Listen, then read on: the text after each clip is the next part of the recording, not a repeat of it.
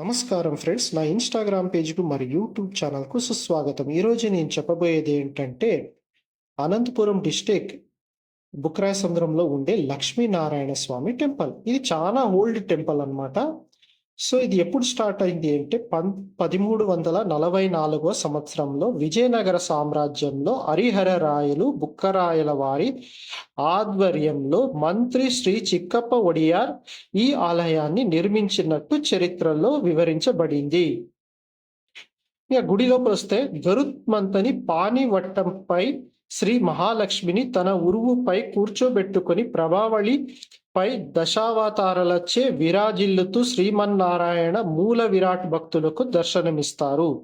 దేవస్థానం ఆవరణంలో గల స్తంభాలపై వరాహం వంటి విజయనగర సామ్రాజ్య చిహ్నాలతో పాటు ఇతర స్తంభాలపై గజ, వృషభ, మర్కట, గజేంద్ర మోక్షం, శ్రీకృష్ణ యశోద, చెంచులక్ష్మి, శంకుచక్ర, వాలి, సుగ్రీవ యుద్ధం వంటి ఎన్నో ముఖ్యమైన అంశాలను ఈ దేవాలయంలో మీరు గమనించవచ్చు.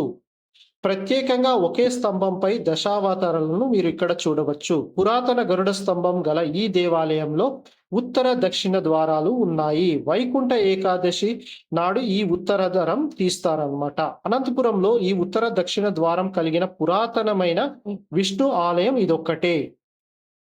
సో ఒకప్పుడు ఈ ఆలయానికి ఎదురుగా కోట ఉండేది అని చరిత్ర చెబుతుంది. సో ఇది చాలా పాతదైంది. సో ఇప్పుడు కూడా పురోహితులు మరి కొంతమంది భక్తుల వల్ల ఈ ఆలయము మిగిలింది అంటున్నారు. అంటే వాళ్ళు కొంచెం డబ్బుల సహాయంతో ఈ ఆలయాన్ని బాగా కాపాడుకున్నారు. ఇంతటి మహత్యం కలిగిన శ్రీ లక్ష్మీనారాయణ స్వామి దేవాలయము వైభవం కోల్పోయి నిశ్శబ్దముగా ఉన్నది. అభివృద్ధిని ఆకాంక్షిస్తుంది.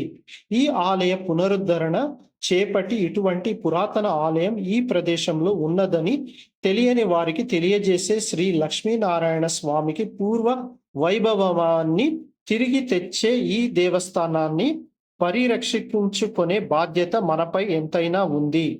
ఇందుకోసం అందరి సహకారం అవసరం. నిత్య పూజలు జరిగే ఈ ఆలయ పునరుద్ధరణ వలన ప్రజా సుభిక్షం తప్పక జరుగుతుంది.